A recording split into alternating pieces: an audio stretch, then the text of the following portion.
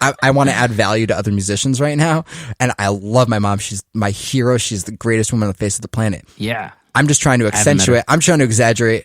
Not exaggerate. Tell a true story about how bad I was. She was like, maybe you should try something else. And she's the most encouraging woman in the world, and was still like, maybe this isn't the thing for you. And I was like, no, I'm going to do this. I think Jackie told me this story when she came in to record a podcast. It's like a good story. And I'm only realizing now how stubborn I was, and how that carries me through life. But like, I was just so bad. But what was I talking about that we got on that? Picking up the guitar. We're talking about guitarists in general. Yeah, and like that's self-doubt with guitarists. Yeah, that's what I wanted to talk about. That's the end of this tangent. Good. Oh yeah, so we are so caffeinated right now. And bass players have a slightly less high trough and a slightly less low trough. The dynamic of the spectrum, in terms of like self-doubt and overconfidence. Right. So guitarists, I feel like as Ben said, live on either side of the spectrum. Either they're just like usually very egotistical. I'm the man. Like just listen to me solo for an hour straight. Like if I could solo for an hour straight, that's what I would do. Then there's the other side of the spectrum of like, I suck. I can't play in front of people, or like even when I do, I just doubt every note I play, and every note's wrong. I'm gonna hit a wrong note. I'm gonna do whatever. I'm gonna mess up. And I haven't found many in the middle. I have to do some meditations before I go on stage to actually find like a middle space. But one of the things I was getting to a space where I wanted to thank my older brother, he was, the guitar player in the family, and I sort of picked it up after him. So by virtue of that, he would just sort of like teach me how to play rhythm so he could solo on top of it. And for years, all I did was play rhythm guitar. I didn't touch lead for that's how you got groovy, 7-8 years. Yeah. This is literally, so I thank him for that. Otherwise, I wouldn't be able to, and I backed him in many bands for a number of years. Played primarily rhythm guitar. Dude, rhythm guitarists. Shout out to all the rhythm guitarists out there. Huge shout out. You could just be wailing and going off on your solos all day, but no, you're keeping the band together. Yeah. And that is that part of the rhythm section. That's how I learned how to appreciate bass. I salute you. Thank you, Mr. Bass Player. I appreciate that. But that's one of the things that made me fall in love with bass, is because I always resonated a little more with what the bass players might be doing in any one given moment than what the lead guitar player might be doing in a given moment. Nice. So now, as I'm definitely more in a lead role, or just say guitarist, forget rhythm lead. Like people are like, oh, do you play rhythm guitar? Or do you play lead guitar? I'm like, I play guitar. I don't know, man. It's my primary instrument in music. How about that? A little bit of everything. But even when I'm playing lead now, it's like I have that ear to try and hear what other people are doing. Like if you have a good stage mix, obviously. Yeah. But oh my god, I want to talk about that. Let's do a whole episode on stage mixes. But if you can really like listen, it's like, oh man, it's which I feel like a lot of guitar players, at least that I meet, have issues with.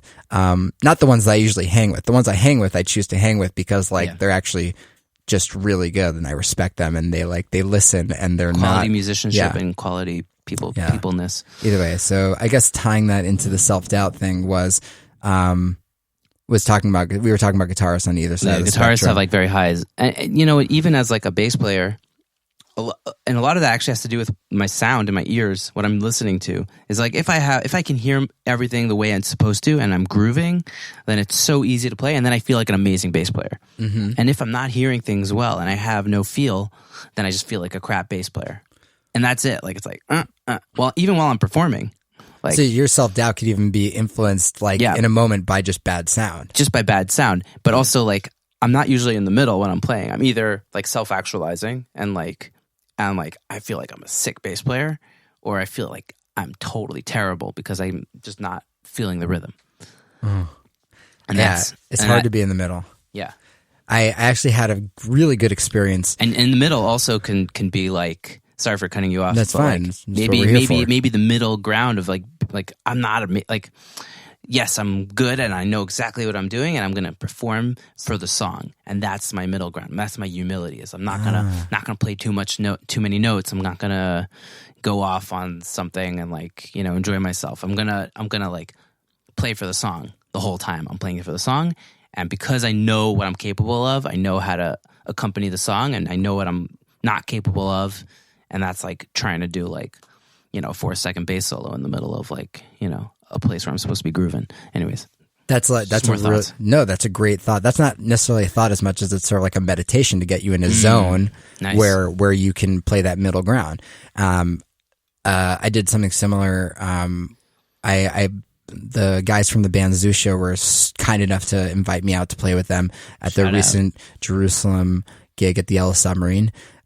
Super honored that they asked me to play. I love those guys. I think they make great music that has a lot of depth. But I found, because I'm not performing all the time now, I have much more self-doubt when I approach the stage lately. Yeah, you were telling me about this. A lot of self-doubt, an unhealthy amount that I tried to mitigate with different meditations. So it also comes with some of the baggage of leaving the band and like reasons for that, and feeling like I'm not good enough and things like that. But so when I approach the stage again, all these things sort of flood back to me, and it's a very awkward spot for me to be in. I'm just really opening up here. But this is good, man. We're connecting, Yeah. So right before I'm about to go on stage, I noticed I was like getting stage fright, which is super rare. Like, I haven't felt stage fright in a long time. It's very, very, very set.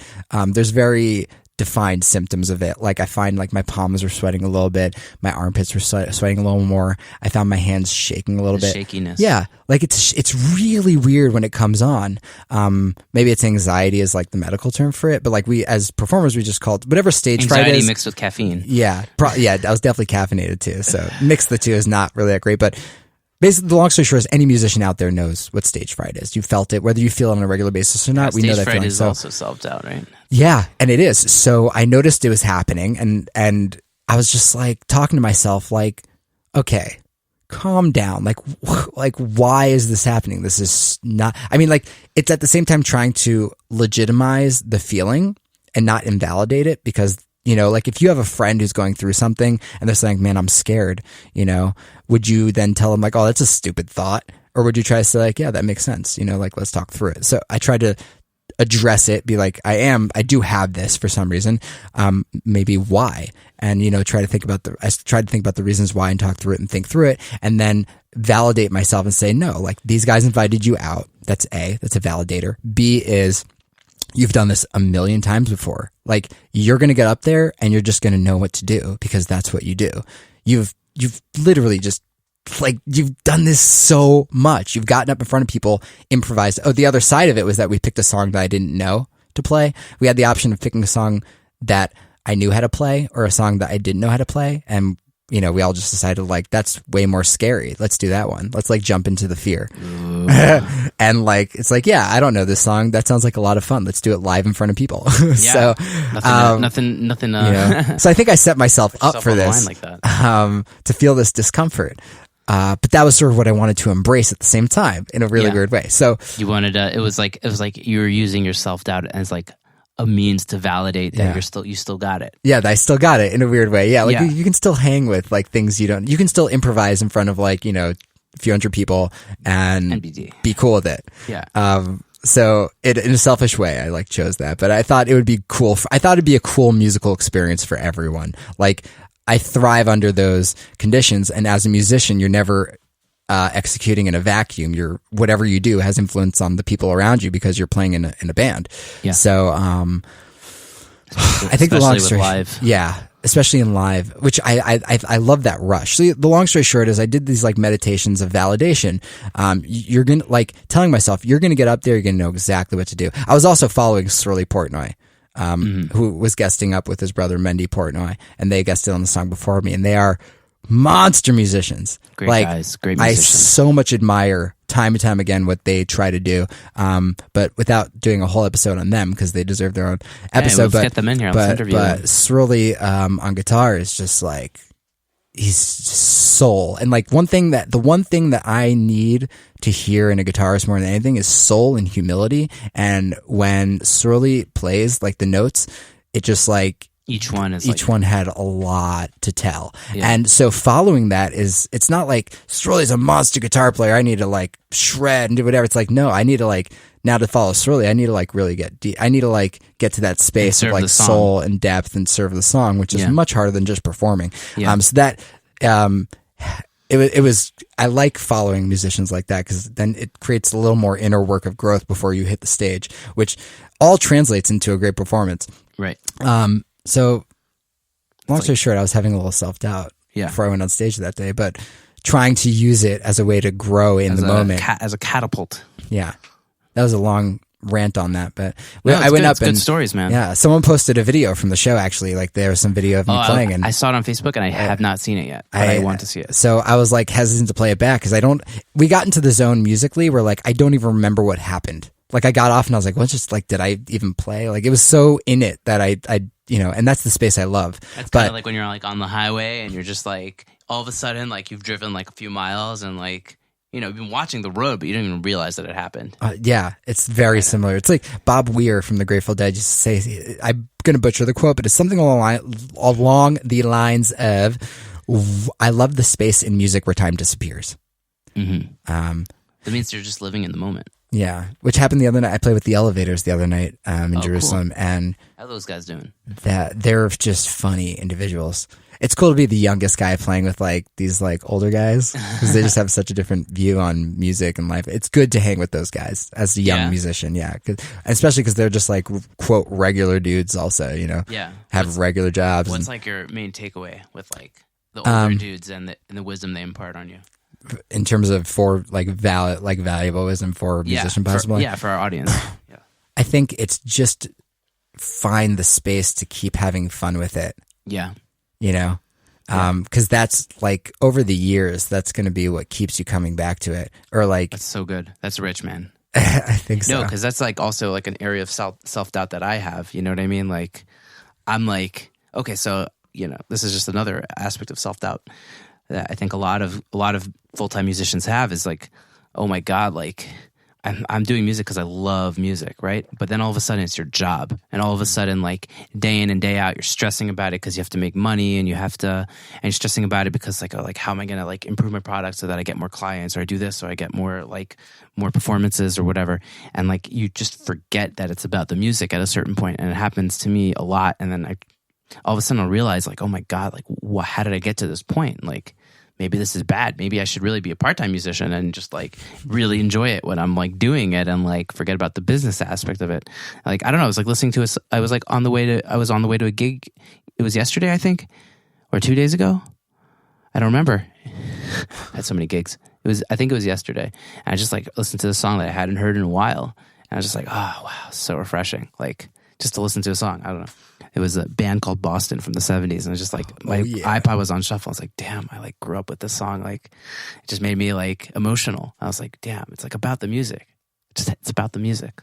Like, and so you'll have moments of clarity every once in a while, but like, there's so much self-doubt every single day when you're doing this professionally, I don't know. It's where do you find that? Where do you find that balance as well? The professionalism versus the love of the art. That's a really great question. I know that that's not unique to musicians, although we're talking about the musician aspect of it. Yeah. But like, I have friends who are great photographers, and they suffer from the same thing of, just, the time you actually get to spend like enjoying and appreciating the art that you are creating as a business in a business setting, it becomes difficult. It puts a lot of things out of perspective. I like that you talked about just listening to music the other day. Like, you were doing that because I don't get. I also don't get to do that often. Or when I am listening to music, it's not often that I have the awareness of like, no, just you know what, just tune out for a minute and just tune into the song. Like you're listening to music. Yeah. It's hard to also like this day and age, it's so hard to focus and just listen to music. You know what I mean? It used to be like, okay, I'll just put my headphones on and whatever, and I'll zone out. Mm-hmm. And now it's like, you have, oh no, I got a WhatsApp. Oh God, I got Snapchat. Oh God. Music has to accompany something. It's like, oh, it's work background music, or I'll listen to it while I do the dishes. Yeah, which is another issue, and like something I want to address as well is like, it's become background music, so why would anyone pay for it? You know what I mean? Like, why would you? Like, it's just like it's accompanying whatever else you're doing in life. It's a means to an end. It's not an end of itself. Yeah, it's not like, oh, let's go buy a record and like lie down on the bed and listen to it. That like doesn't happen anymore. I don't think. Maybe it does. Not very often. It's definitely not the norm. Like even if that happens, it's outliers. Yeah, and even if I'm like in my listening space, which is my recording studio, I still have like my email open. I got all these other distractions, or I'm working on songs.